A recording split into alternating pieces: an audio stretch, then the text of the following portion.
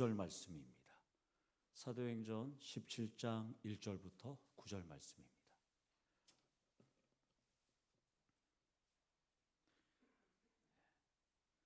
우리 사도행전 17장 1절부터 9절까지 교도가시고 9절은 함께 읽도록 하겠습니다. 그들이 암비볼리와 아볼로니아로 다녀가 데살로니가에 이르니 거기 유대인의 회당이 있는지라.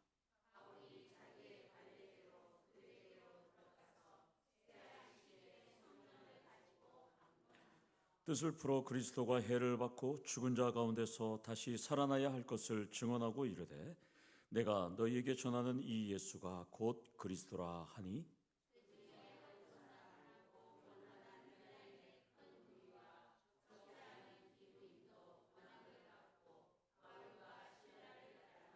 그러나 유대인들은 시기하여 저자의 어떤 불량한 사람들을 데리고 떼를 지어 성을 소동하게 하여 야손의 집에 침입하여 그들을 백성에게 끌어내려고 찾았으나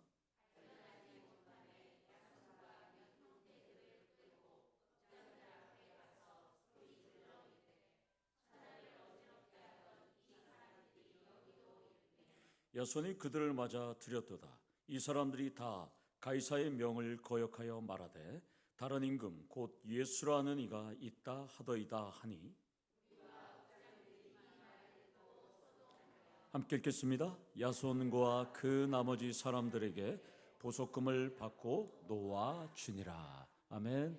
우리 옆에 사람 인사하겠습니다. 사랑합니다. 축복합니다. 인사하겠습니다. 사랑합니다. 축복합니다. 아멘. 예. 제가 참 바쁘게 삽니다. 오늘도 바쁘게 살았는데요. 일주일이 어떻게 가는지를 모릅니다. 제 인생에서 가장 바쁘고 행복한 시간을 계속 보내고 있습니다.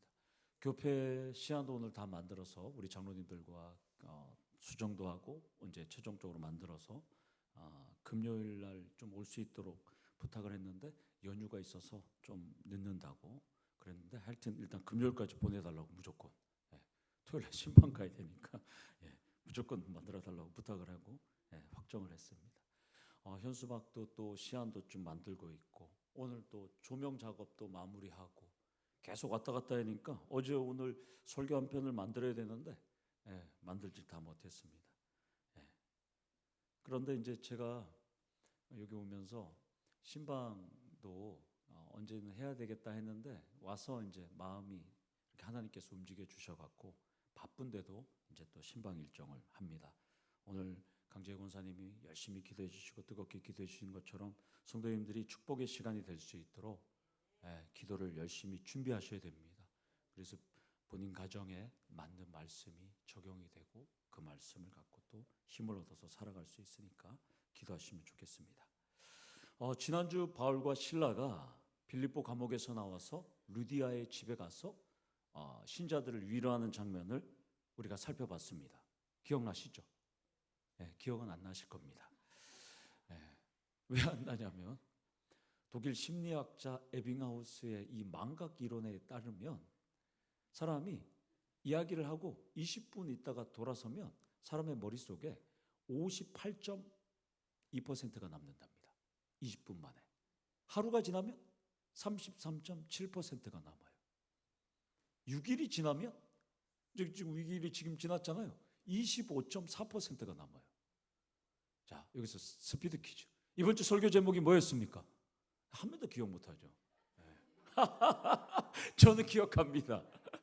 김선미 집사님 기억하시는데. 그렇죠. 부모의 막. 긴가민가 합니다. 긴가민가 합니다. 근데 놀라운 게 있습니다. 예화는 다 기억합니다. 예화는 다 기억합니다. 그래서 제가 그리고 성도님도 알다시피 뒷담화하면 다 기억나잖아요. 맞죠? 학교에서 공부하는 건 전혀 기억 못 하는데 이렇게 얘기하면 잘 잃어버리는데 성도님들은 설교와 성경 말씀이 오늘 권사님의 기도처럼 머릿속에 남으면서 치매에서 자유하시기를 축원합니다. 제가 예화를 반복해도 그냥 웃어만 주시면 되겠습니다. 17장은 바울과 실라가 당시 마게도냐의 수도였던 데살로니가에서 행한 선교 사역이 나옵니다. 데살로니가에서 먼저 나오고 그 다음에 데살로니가보다 작은 베레아에서 이제 선교 사역을 합니다. 오늘은 1절부터 9절까지 데살로니가에서 있었던 선교 사역 이야기를 오늘은 나눌 것입니다. 따라서 오늘 2024년 장량도 인구의 5%를 책임질 우리가 어떤 모습으로 살아가야 할지 오늘 저의 깨달음을 한번 나누도록 하겠습니다. 먼저 우리 1절을 보면 그들이 암비볼리와 아볼로니아로 다녀가 데살로니가에 이르니라고 합니다. 여기서 저자는 주어가 우리가 아니라 그들로 바뀝니다. 16장까지는 빌립보 감옥에 들어가기 전까지는 주어가 우리가였습니다. 그런데 투옥된 시점부터 주어가 그들 이렇게 나옵니다. 그러니까 이 저자 누가는 빌립보 교회에 계속 남아있던 것으로 학자들은 추정합니다. 그리고 저자 누가는 사도행전 20장 6절에 합류됩니다. 그러니까 이 시점에서 사도행전 20장 6절까지 사도 바울은 3년 9개월 동안 고린도와 에베소에서 사역을 합니다. 무려 저자 누가와 사도 바울은 3년 9개월에 떨어지는 시점이 이제 생깁니다. 상당한 기간이 흐릅니다. 사도 바울은 고린도에서 1년 6개월, 에베소에서 2년 3개월, 공식적으로만 3년 9개월을 누가와 떨어지게 됩니다. 그런데도 저자는 자신의 공백기임에도 지금 사도행전을 끊임없이 자세하게 기록하고 있다는 것입니다. 저는 이 말씀을 보면서 첫 번째로 우리 성도님들과 나눌 내용은 교회나 세상의 일을 감당할 때 신앙의 슬럼프와 공백기는 반드시 있습니다. 그러나 어떤 마음과 자세로 극복하느냐가 중요하더라는 겁니다. 영미 속담에 보이지 않으면 마음도 멀어진다는 이 단어, 제가 고등학교 때 이 책을 보면서 외웠던 단어는 지금도 잊지 않아요. Out of sight, out of mind. 보이지 않으면 마음도 멀어진다. 이런 단어죠. 자주 안 보면 열정도 식게 되어 있습니다. 그런데 오늘 바울은 누가랑 다릅니다. 여러분들도 보이지 않으면 마음도 멀어지죠. 다양한 위치에 있다 보면 어떤 때는 우리가 전면에 설 때도 있습니다. 또한 우리가 어떤 때는 때로 뒤로 물러설 때도 있습니다. 어떤 때는 우리는 은퇴할 때도 있습니다. 어떤 때는 우리는 재기할 때도 있습니다. 또한 우리의 포지션은 언제나 변하게 됩니다. 지금 바울과 누가는 그렇게 가깝게 지내면서 우리가 1장부터 달려왔던 사람들이 17장에 되니까 그들로 바뀌었습니다. 그러나 이들은 4년의 시간, 3년 9개월의 시간이 떨어져 있음에도 불구하고 누가는 사도행전을 기록하는데 전혀 차질이 없었습니다. 빌립보에서 지금 사도 바울이 있는 데살로니가까지는 165km의 거리입니다.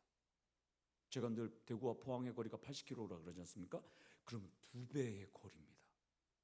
그런데도 누가는 선교팀에 무슨 일이 있나 하고 안테나를 계속 세우고 있는 것입니다.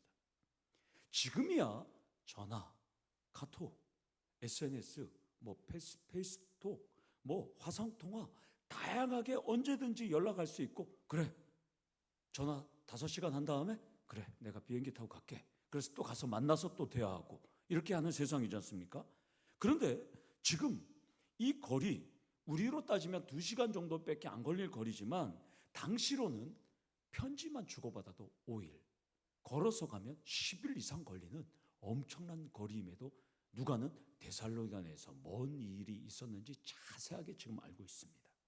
물론 그 이후에 있었던 것을 기록하는 것처럼 마치 누가가 그들이라고 표현하면서도 마치 바울 옆에 있는 것처럼 자세하게 지금 기록하고 있습니다. 따라서 오늘 본문에서 우리가 도전받을 것은 공백기에 나는 어떤 마음과 자세로 극복할 수 있느냐라는 도전을 한번 가지셔야 된다는 것이죠. 그렇기 때문에 나는 나에게 맡겨진 일에 최선을 다해야 합니다. 누가는 빌립보 선교에 최선을 지금 다하고 있습니다. 그렇다면 오늘 이 수요예배에 나오신 우리 양덕 참평안교회 엑기스들, 진액들은 과연 나에게 맡겨진 일을 나는 최선을 다하고 있을까? 저는 장담하건대 수요예배 나오신 여기 계신 분들은 맡겨진 일에 최선을 다하는 분들이라고 믿습니다. 모두 누가 같은 분이라고 저는 생각합니다.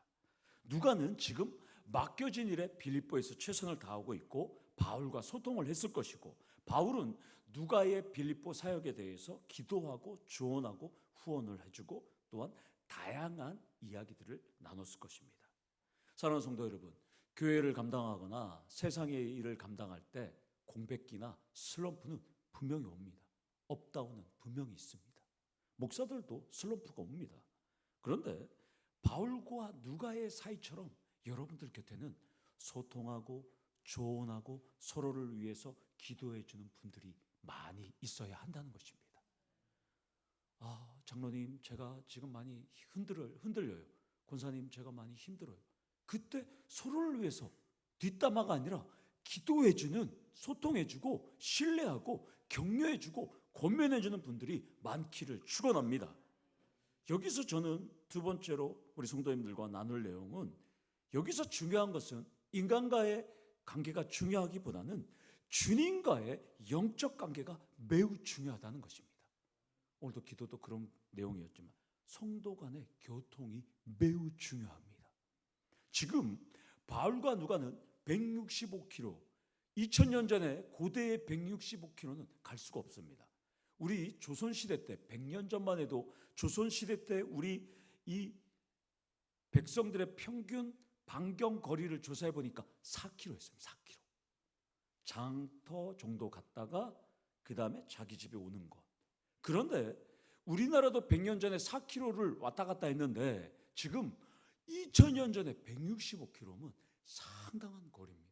그런데도 지금 둘 다 누구 안에 있습니까? 주님 안에 있습니다. 예수 안에. 그러니까 데살로니가 사역을 감당하는 바울도 주님 안에 있고 160km 떨어져 있는 빌립보에서 사역하는 누가도 지금 주님 안에 있습니다. 그러니까 둘 다 주님 안에서 기도하고 서로를 위해서 지금 기도하고 있습니다. 먼 거리에 떨어져 있고 160km 또한 3년 9개월 이상 떨어져 있어도 둘은 왕래도 못했지만 예수 안에 있기 때문에 영적으로 소통이 가능했다는 것입니다. 이것을 사도신경에서 성도의 교통이라고 부르는 것입니다. 교회인 우리는 서로 하나가 되도록 부르셨기 때문에 우리 성도의 교통은 예수를 그리스도로 믿고 고백하는 신앙의 교통이 있어야 합니다. 그리고 우리는 성령 안에서도 교통을 해야 된다는 것이죠. 자동차가 서로 교통하듯이. 그렇다면 사랑하는 성도 여러분, 지금 어떤 자리, 위치가 중요한 것이 아니라 내가 주님과 함께 한다면 주님과 함께하는 사람과 가까이 해야 한다는 것입니다. 나는 포도나무요 너희는 가지라는 말씀처럼 우리가 어디에 있든지 예수 안에 있으면 한 지체고 한 공동체고 시공간은 달라도 예수 안에 우리는 함께 있다는 것입니다. 아멘이십니까? 바울은 데살로니가 지역에서 새로운 선교 사역을 거점으로 지금 잡고 있습니다. 그런데 지금 누가는 떨어져 있습니다. 그러면 이제 누가하고 떨어졌던 이야기는 이제 그만두고 여기서 왜 바울이 선교 사역의 거점을 왜 데살로니가에 잡았을까? 우리가 한번 질문을 던지셔야 하는 것이죠. 1절에 바울이 데살로니가로 가기 위해서 지나갔던 암비볼리와 아볼로니아도 상당히 좋은 도시였습니다. 위치나 전략적으로는 데살로니가보다는 더 좋다는 학자들도 있습니다. 암비볼리는 빌립보에서 서쪽으로 50km 정도입니다. 우리로 따지면 경주 정도 되겠죠. 물류와 제조업의 중심 도시였습니다. 로마로 향하는 비아 에크나티아라는 고속도로도 이 암비볼리에 있었습니다. 그러나 바울은 당시 마게도냐의 수도 데살로니가를 선택했습니다. 인구가 가장 크고 번성했던 도시입니다. 이 당시 학자들의 인구가 15만 명에서 20만 명으로 추정합니다. 20만 명이면 우리 포항에 3분의 1 정도밖에 되지 않는 아주 작은 도시지만 2000년 전에 20만 도시면 어마어마하게 큰 도시입니다. 국제 도시입니다. 왜냐하면 300년 전에 우리 수도 한양의 인구가 15만 명에서 20만 밖에 되지 않았습니다. 그러니까 우리나라의 인구가 가장 많았던 수도 한양, 한성의 인구가 300년, 2, 300년 전만 해도 20만 명이었는데 무려 2000년 전에 이 데살로니가는 20만 명이면 상당한 도시, 오늘날로 따지면 뉴욕과 같은 도시였습니다. 무엇보다도 두 지역은 암비볼리와 또 아볼로니아는 좋은 도시지만 바울이 주요 선교 전략은 회당이 있는 지역을 공략했던 것이기 때문에 두 지역은 회당이 없었습니다. 그래서 바울이나 선교팀은 그래 데살로니가로 가자 이래서 갔던 것 같습니다. 그래서 여기에 대한 답은 우리가 왜 이쪽으로 선택했을까? 답은 회당에 있었고 외국인들이 많이 왔다 갔으니까 국제도시를 선택해서 예수님에 대한 복음을 전해보자라는 것입니다. 그러면 우리로 만약에 이 지역으로 우리로 따지면 데살로니가는 포항, 경주가 암비볼리가 정도 되겠습니다. 그런데 이 아볼로니아는 암비볼리아와 데살로니가의 중간 지점입니다. 우리 성도님들 그렇게 나중에 우리 성지순례를 한번 가시면 알 수 있을 것입니다. 저도 이쪽으로는 못 가봤습니다. 성지순례는 세 군데 코스로 갑니다. 첫 번째는 구약 코스, 예수님 그다음에 예수님 시대까지가 구약 코스입니다. 그 코스는 이집트, 이스라엘, 요르단, 시리안, 그다음에 레바논. 여기를 가는데 테러가 많으니까 이집트나 지금 시리아나 그리고 레바논은 다 막혀 있습니다. 주로 요즘 가는 성지 구약 코스는 이스라엘과 요르단 이렇게 갑니다. 그럼 신약은 어디냐? 사도 바울이 했던 코스로 쭉 빌립보 그다음에 이 터키 쪽을 보다가 그리스도 보고 마지막은 이탈리아 로마로 끝납니다. 그다음에 세 번째는 뭐냐? 종교개혁지 유럽으로 가게 되는 것입니다. 그러니까 이 성지순례는 세 개 코스로 간다라고 알고 있으면 좋겠습니다. 제가 어디 성지순례 여행사에서 온 것 같은데 갑자기 바울과 선교팀은 유대인 회당을 통해서 유대인을 지금 공략하려고 합니다. 그리고 이 회당에 보면 하나님을 경외하는 이방인 신자들도 와서 예배를 드리고 있거든요. 그러니까 바울은 회당을 공략하게 됩니다. 자, 그러면 여기서 우리는 세 번째로 나눌 내용은 바울은 데살로니가를 선택했고 회당을 선택했다면 그럼 우리는 지금 왜 이곳에 있느냐만 질문을 던지셔야 된다는 것이죠. 왜? 하나님은 왜 우리를 이곳에 두셨을까? 여러분과 저는 그러면 무엇을 공략해야 될까? 사도 바울은 지금 회당과 회당에 있는 유대인과 그리고 회당에 참여한 이방인을 공략하려고 하는데 우리는 지금 무엇을 공략하기 위해서 이 자리에 있을까? 이것은 정체성에 대한 질문이기도 합니다. 또한 방향성에 대한 질문이기도 합니다. 답은 뻔합니다. 우리는 본문 속의 바울과 목표가 동일합니다. 저는 설교를 준비하면서 지난주에 설교를 준비하면서 우리는 북구 양덕동 초입에 위치하고 있습니다. 장성동이나 흥해읍에 비해서는 좀 우리가 왜소할 수는 있습니다. 위치나 전략상으로는 좀 부족할 수도 있습니다. 우리가. 그러나 주님께서는 왜 우리를 이곳 장량동 지역의 복음의 전초기지로 왜 이곳으로 이끄셨을까? 전임 목사님들이 여기를 선택할 수도 있고 장로님들을 선택할 수 있지만 그거는 인간적인 생각이고 분명히 주님께서 여기서 뜻이 있기 때문에 여기서 선택했는데 이곳에다 멋지게 우리가 예배당을 건축하고 또한 분명히 우리가 이곳에 있는 이유가 분명히 있다는 것입니다. 그래서 저는 교회에 올 때마다 소망하는 것이 있습니다. 저 앞에 대로의 1차로가 다 우리의 주차장이 되기를 소망합니다. 성도들이 주차한 차가 일렬로 쫙 대형을 이루기를 새벽 올 때마다 맨날 그걸 기도하고 있습니다. 성도님 그렇게 기도하신 분 있으시죠? 믿습니다. 저는 그렇게 기도합니다. 통행량이 많지 않잖아요. 이쪽으로. 주차 관리만 잘하면 다 어깨띠 띄고 조끼 입고 한 차로 다 써도 아무런 이상 없습니다. 민원 없습니다. 이렇게 좋은 주차장이 어디 있습니까? 주님께 저는 매일 감사합니다. 그래서 어저께 제 손님이 왔는데요, 제 아내한테 언니 주차장이 어디야? 그 제가 우리 사모한테 야 거기 1차로 다 우리 주차장이니까 아무 데 주차하라 그래라. 그러니까 제가 그 얘기했더니 막 웃었어요. 예. 이 제가 설교도 지난주에 준비했는데, 예. 그래서 걔가 결국 이 앞에다가 주차하고 저랑 어떻게 점심 먹고 그랬었습니다. 그 친구가 얼마나 좋습니까 이렇게. 그러니까 하나님께서 이곳에다가 우리가 건물을 지은 이유가 있습니다. 사람은 몰려오는데 주차장은 그냥 다 쓰라고. 예. 아멘이십니까? 예. 이 설교를 하니까 얼마나 은혜가 되는지 지난주에 제가 아멘 아멘하고 은혜 받았습니다. 지난주에. 예.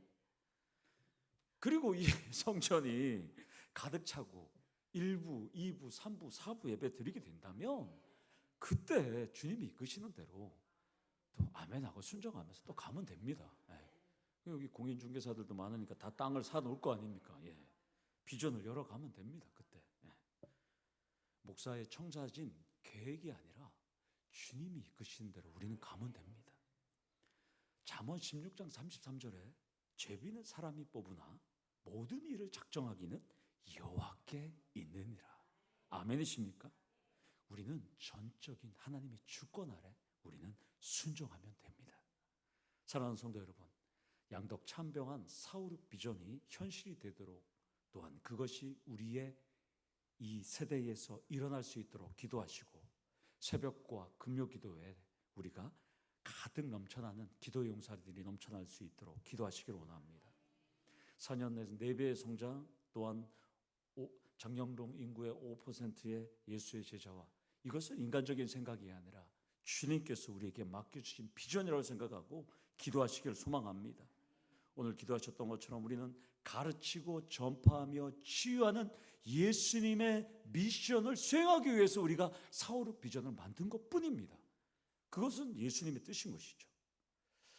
가르치고 전파하며 치유하는 일에 충성을 다하시는 우리 양덕 참평한 교회 성도님 되기를 축원합니다.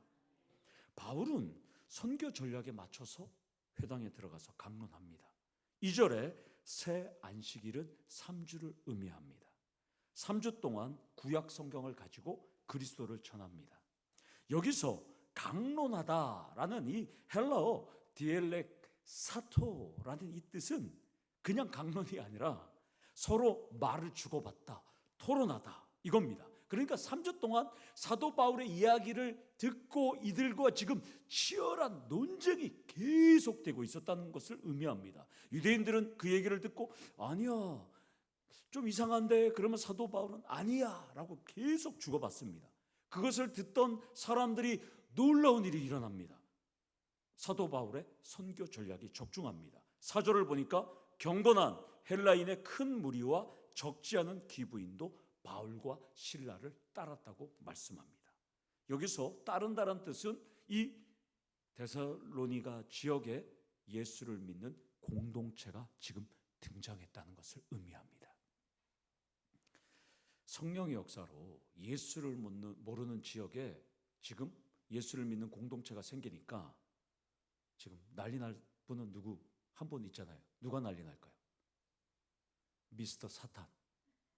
사탄은 두고 볼 수가 없습니다. 당연히 사탄은 유대인들을 동원해서 시기와 질투를 일으킵니다. 그래서 우리 교수님이, 구약학 교수님이, 저랑 같이 성지순례를 갔다 왔던 교수님이, 제가 여기 왔다고 했던데 그 교수님이 항상 사탄을 표시할 때 미스터 사탄 이렇게 표시합니다. 성경에 사탄 결혼했다는 얘기 있습니까 없습니까? 없지 않습니까? 그래서 저는 그 교수님이 와 대단하다 그래서 생각해서 저도 미스터 사탄. 가끔 영화를 보면 뭐 사탄이 아들을 낳다 뭐 그런 막 그 헐리우드 영화 있잖아요. 그건 순전히 거짓말일 것 같아요. 왜냐하면 성경대로 미스터 사탄. 그래서 그 교수님이, 제가 그 교수님 한번 초빙한다고 그랬지 않습니까? 그 교수님이 미스터 사탄이라고 불러서 저도 미스터 사탄이라고 부르는데 상당히 친근감이 있습니다. 이 사탄이 가만히 있지 않습니다. 5절에 도시의 불량자들을 동원합니다. 여기서 때를 지었다라는 것은 불황자 무리를 모았다는 뜻입니다. 요즘 말로 용역 깡패들을 동원했습니다. 용역 깡패. 경제적으로 지금 유대인들은 아주 돈이 많으니까 불황자들, 깡패들 동원해서 야, 와서 저 사도 바울과 실라 잡아들여, 이렇게 얘기합니다. 여기서 네 번째로 나눌 내용은 복음을 전할 때 외부의 위험보다 내부의 적이 더 많다는 것입니다. 뭘 좀 하려고 그러면 내부에서 안 돼, 해봤자 안 돼, 그렇게 하면 잘 안 돼, 서로 막 시기하고 이간질을 시키는 겁니다. 십자가 사건도 동족 유대인이 예수님을 끄집어내리고 죽인 거 아닙니까? 사도 바울도 동족의 위험이 있다고 고백하지 않습니까? 오늘 이것도 지금 우리에게 주는 것은 외부의 위험보다는 내부의 위험을 우리에게 말합니다. 우리가 하나가 되어서 뭘 하려 보면 사탄은 안에서 갈등하게 만들고 서로 싸우게 만든다는 것이죠. 교회의 갈등과 상처를 보면 외부의 위협보다는 내부 회원들의 갈등이 상당히 많습니다. 이유는 우리는 아직 온전치 않기 때문에, 우리는 여전히 범죄했기 때문인 것이죠. 그래서 우리는 우리 스타일을, 다름을 인정하셔야 된다는 것이죠. 따라서 제가 늘 앞으로도 계속 말씀드리지만 각자의 다름을 인정하셔야 된다는 것이에요. 성격, 철학, 관점, 학력, 경력, 이런 것도 다르겠고, 또한 신념도 다를 것이고, 또 내 주관도 다르고, 해석하는 것도 다르고, 그렇기 때문에 각자의 다름을 먼저 인정한 다음에 참아주고 이해하고 기다려 주셔야 한다는 것입니다. 이것이 안 되면 싸울 뿐입니다. 제가 설교를 잘 하지는 못하지만 여전히 못하는 것이 있다면 저는 비판하는 설교, 까는 설교를 저는 잘 못합니다. 이거는 제 스타일과 제 성격은 아예 맞지 않기 때문에 저는 이 설교를 할 수가 없습니다. 사랑하는 성도 여러분, 제가 이런 설교를 영원히 하지 못하도록 기도해 주시길 원합니다. 위로하고 용기를 주고 권면하고 기다려주는 목사가 될 수 있도록 기도해 주시길 원합니다. 조금 성장하고 성도들 모이면 이때부터 변질되기 때문에 성도님들이 늘 기도해 주셔야 된다는 것이죠. 아니, 하고 싶은 말이 있으면 불러서 이야기하면 되잖아요. 제 스타일이 그래요. 불러서 찾아가거나 오해를 풀고 갈등을 조정하고 참고 견디면서 기다려주는 것, 이것이 중요합니다. 그러다 보니까 좀 급한 면도 있어요. 어제 유아실 조명 저거를 안에 간접등하고 매립등하고 이게 엮여 있었어요. 그런데 철야기도 하시는 분들도 있고 회의하시는 분도 있고 주무시는 분들이 있으면 불을 다 켜면 좀 그렇고 좀 아늑하게 만들려면 이게 분리가 되어야 되잖아요. 그래서 우리 권사님 집사님 그거 했으면 좋겠다고 그래서 바로 또 제가 전화했다니까. 저희 아내는 밤 늦은 시간에 그 야밤에 왜 전화하냐고 저한테 집에 가서 계속 뭐라 그랬어요. 근데 저는 왜냐면 빨리 해결해야 되니까. 그래서 오늘 해결했습니다. 그래서 저 아내는 불이 따로따로입니다. 간접등 따로, 매립등 따로. 하여튼 제 성격이 그렇습니다. 그래서 우리는 바로바로 해결하고, 그리고 기다려줄 건 기다려주고, 참아줄 건 참아주고, 이렇게 가셔야지 오늘 이 자리에 나온 우리 성도님들은 각자의 다름을 이해하시길 원합니다. 5절 하반절에 찾았으나라는 이 헬라어 에제투는 미완료 과거형입니다. 바울과 실라와 선교팀을 찾으려고 불량배들이 지금 쌍심지를 켜고 데살로니가 시내를 지금 다니고 있습니다. 인구 20만의 도시를 샅샅이 지금 뒤지고 있습니다. 그런데 바울과 실라를 못 찾았습니다. 왜 못 찾았을까요? 바울과 실라는 아직 할 일이 남아있기 때문에 하나님께서 이들을 보호하신다는 것입니다. 여기서 다섯 번째, 하나님은 아직 할 일이 남아있는 바울과 실라를 보호하셨듯이 여기 계신 여러분들이 소천하지 않고 여러분들의 물질이 하나님께서 계속 불어날 수 있게 하신 것은, 또한 여러분의 건강을 주신 것은 여러분들이 양덕 참평한 교회 이곳에서 할 일이 있기 때문에 여러분들에게 맡겨주셨다는 것입니다. 아멘이십니까? 그런데 지금 찾지 못하니까 이들이 분풀이로 야손과 형제들을 끌고 이 읍장 치안 판사들을 찾아갑니다. 이제 대신 이 사람들을 찾아갑니다. 학자들에 의하면 5이나 6명 정도의 당시 읍장이 있었던 것으로 치안 판사들로 추정합니다. 치안 판사들은 사람들을 모이게 하고 시의회의 모든 결정 사항들을 하는 상당한 막강한 권한을 갖고 있었습니다. 그래서 유대인들은 불량배들을 동원해서 2가지 제목으로 야손과 친구들, 바울과 실라를 따른 사람들을 지금 고발합니다. 하나는 천하를 어지럽게 한다. 그러니까 로마 황제를 반역하는 혁명을 시도하고 있다라고 지금 고발합니다. 또 하나는 다른 임금, 곧 예수가 있다라고 말합니다. 그러니까 황제 외에 다른 왕께 충성을 가르치는 사람들이 여기에 있다라는 제목으로 둘 다 비슷한 얘기죠. 그러면서 고발하면서 이들이 그 사람들을 환대했다라고 주장합니다. 재미있는 점은 혁명을 시도하고 가이사 외에 다른 임금을 전하는 이 사람들이 있어야 처벌하는데, 읍장들도 지금 가만히 얘기를 들어보니까 그런 사람들을 환대했다는 제목으로 지금 이야기하니까 읍장들이 가만히 들어보니까 이건 어떻게 처벌은 하긴 해야 되는데 난감하잖아요. 그래서 처벌했던 내용이 누가는 8절에서 9절에 무리와 읍장의 반응을 3개의 동사로 간략하게 표현합니다. 첫 번째는 소동하여, 두 번째는 보석금을 받고, 세 번째는 놓아주었다. 그러니까 읍장들은 이 분위기가 이렇게 이상하니까 대충 벌금을 내는 선에서 마무리했다라고 합니다. 가만히 들어보니까 죄는 아니에요. 그러나 이 사람들이 무리가 소동하니까 대충 돈 내, 그리고 보석금 받아서 풀어주었다라는 것입니다. 이것을 보면서 우리 마지막으로 다룰 것은, 사탄은 지금 데살로니가에서 소동을 일으켰습니다. 그래서 괴롭게 몰아가고 있는데 주님은 방패와 손방패로 지금 보호하고 계시다는 것입니다. 구약에 우리가 시편을 보면 하나님께서 여러분들을 어떤 방패로 보호하시냐면 손방패와 큰 방패로 보호한다고 다윗이 글을 씁니다. 왕에게는 방패가 2개가 있었습니다. 전쟁에 나가면 하나는 검투사들이 쓰는 원형 방패를 든 무기를 든 자가 1명 있었습니다. 또 하나는 왕이 적에게서 날아오는 화살을 보호하기 위해서 친나라고, 히브리에서 친나라고 180 길이, 옆으로 90cm 친나라는 큰 방패를 왕 앞에서 보호하는 무기를 든 자가 있습니다. 그러니까 왕은 2명의 군사가 손방패와 큰 방패로 보호합니다. 이것을 다윗은 하나님께서 우리를 이것으로 보호한다라고 시편했습니다. 그러니까 지금 사도 바울과 실라를 우리 하나님은 손방패와 큰 방패로 보호하신다는 것입니다. 사랑하는 성도 여러분, 우리가 우리 교회 성장과 부흥과 또한 헌신을 위해서 나아가실 때 하나님은 사탄이 쏘는 불화살, 사탄이 쏘는 창, 하나님은 여러분들을 손방패와 큰 방패로 보호하신다는 것입니다.